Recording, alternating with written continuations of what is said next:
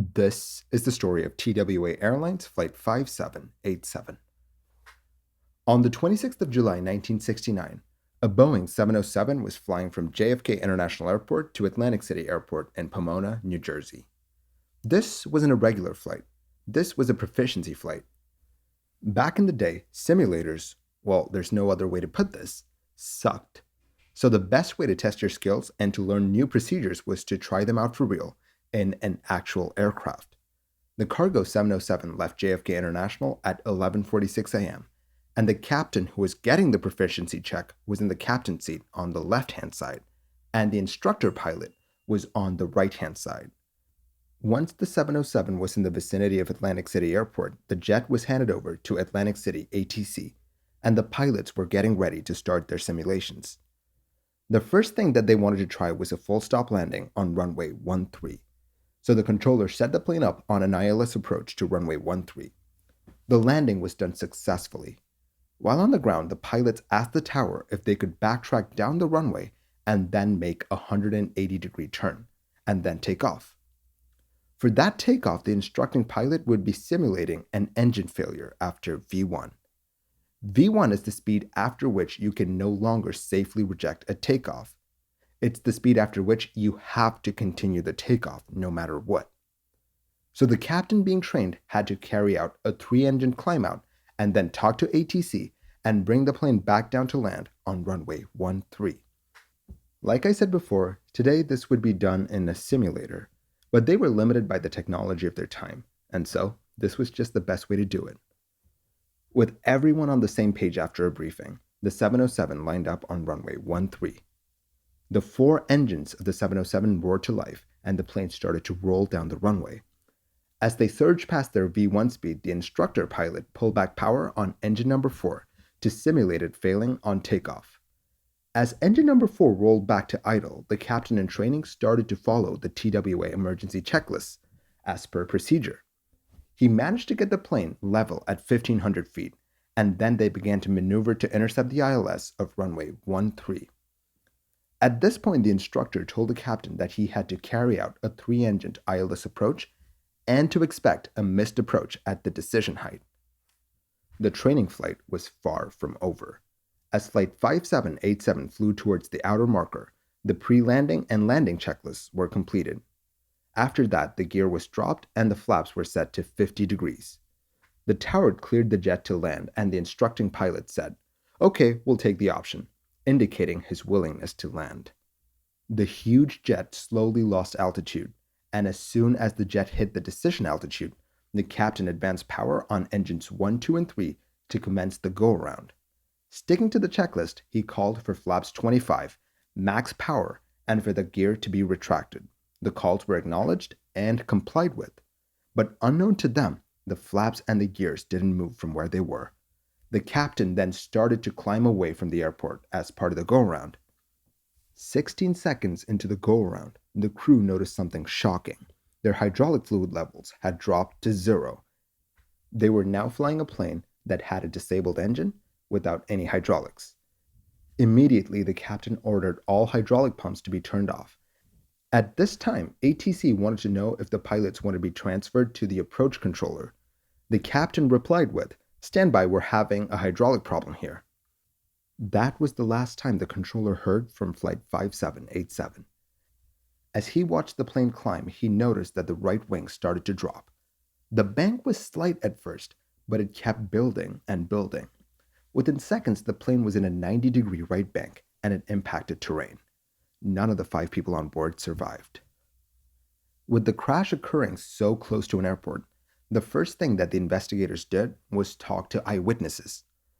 Most of them corroborated what the controller had told them. The plane was on the runway heading with one wing a bit low. Some witnesses thought that they saw flames from engines 3 and 4, and others didn't. Some thought that they heard one explosion, while others thought that they heard 2. But they all agreed that the plane went into a right-hand turn that kept getting steeper and steeper until the plane hit terrain. The investigators knew that the pilots were trying a few tests with a simulated engine failure. If the center of gravity of the plane was off, it could explain why the pilots lost control of the plane so quickly. When they did the center of gravity calculations for the 707, they came to the conclusion that the jet's center of gravity was within limits and it wasn't a cause for this accident. The wreckage of the plane gave them their first major clue. In the burnt-up husk of the wings, they found the jack screws that controlled the flaps and the leading-edge surfaces. Both were fully extended. But this should not have been the case. From the CVR, they knew that the pilot had called for the flaps to be retracted for the go-around, and they knew that the instruction had been carried out. That begs the question, why were the flaps extended when it should not have been?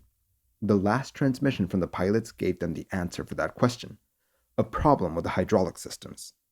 On large planes, you don't manipulate the huge control surfaces on your own. Your inputs are carried out by hydraulic motors that move the control surfaces. As you know, these hydraulic surfaces run off of hydraulic fluid. If you lose hydraulic fluid, you lose the plane.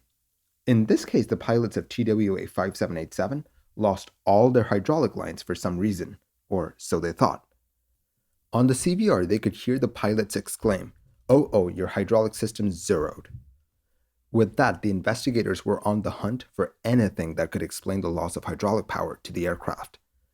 Digging through the mangled remains of the jet, they got to the hydraulic line that powered the outboard spoiler on the left side. The line was fractured, and the cause for the fracture?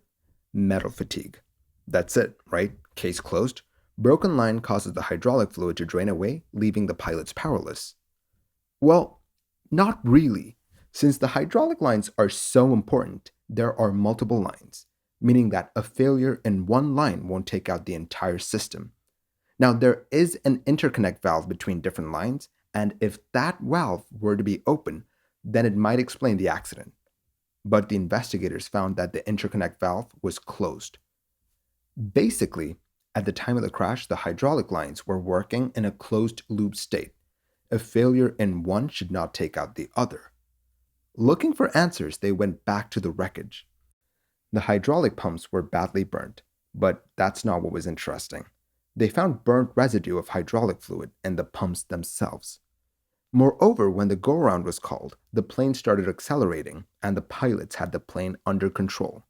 These two facts let the investigators know that at least important things like the rudder had hydraulic power when the go-around started. This is because there is no way that they would have been able to maintain directional control of the 707 with one engine out of commission and the other three engines at takeoff power without using the rudder. Therefore, the rudder was active at the start of the go-around. So if the plane had hydraulics, why did the pilots lose control of the plane? Well, there's a simple answer for that. The pilots turned off all of their hydraulic pumps. When they realized that one of the hydraulic lines was bleeding fluid, they turned off all the hydraulic pumps. This meant that even hydraulic lines that did have fluid in them was rendered useless since the pumps that pumped the hydraulic fluid were turned off. To see how this would affect a plane, TWA did a series of tests where they basically did what the pilots did. They took a 707 into the sky and just turned off the hydraulic pumps. From TWA's testing, they were able to understand that turning off the hydraulic pumps would not produce an instantaneous effect on the plane. When the pumps were turned off, the hydraulic lines still had pressure in them, and it took a while for the pressure in those lines to bleed off. From the flight tests, that time frame for the pressure to bleed off was anywhere between 18 seconds and 53 seconds. Basically, the more you used your rudder, the faster the pressure would bleed off. To see if this was actually what had happened, the investigators talked to Boeing. According to Boeing, with the condition of the plane that they were in, they should have been able to climb at a gradient of 2.6 degrees, or 362 feet per minute. Looking at the flight data, that's exactly what they saw. They saw the plane climbing away at 340 feet per minute. Sure, it was a slow climb, but it was a climb nonetheless. That was until they turned off the pumps. From then on, it was as the flight tests had predicted. They were able to maintain directional control for a bit, and then the side slope angle slowly started to climb, and then the pilots lost control of the plane. Once they turned off the pumps and did not bring engine number 4 to max power, it was game over. They were in an asymmetric thrust situation with no hydraulics. This was one fight that they would not be winning. So, what should the pilots have done in this situation? Well, for one, they should have brought engine number 4 back up to full power as soon as possible. This would have meant that the plane would not have been in an asymmetric thrust situation. This had the added benefit of centering the rudder, and if engine number 4 were back in max power, the rudder control system would have reverted to the manual control mode. This would have allowed the pilots to control the plane even though the hydraulic pumps were off. The main reason for this crash is only doing things halfway. The checklist does call for the pumps to be turned off, but it also had a lot of other points that would have kept the plane safe. But instead of going through the checklist, they started to discuss the landing gear, leaving the checklist half done. For example, one of the things that they could have done was restoring power to engine number 4, or accelerating the plane to 180 knots. Doing either thing would have helped them greatly, but they never got to those checklist items. The sad thing is, they did try to bring engine number 4 back online. In the last few moments of the flight, the instructor pilot said, "Give me that engine." But by then, it was too late. Flight 5787 was beyond saving. In the wake of the crash of Flight 5787, the FAA brought out a lot of changes that would make accidents like these a thing of the past. If you want to watch a video where hydraulic systems almost took down a plane, then I highly recommend my video on Eastern Airlines Flight 935. Link on your screen right now. Thank you for watching this episode of Mini Air Crash Investigation. If you like the videos that I make, do consider liking and subscribing. It will really help the channel grow. I will catch you guys next time. Stay safe.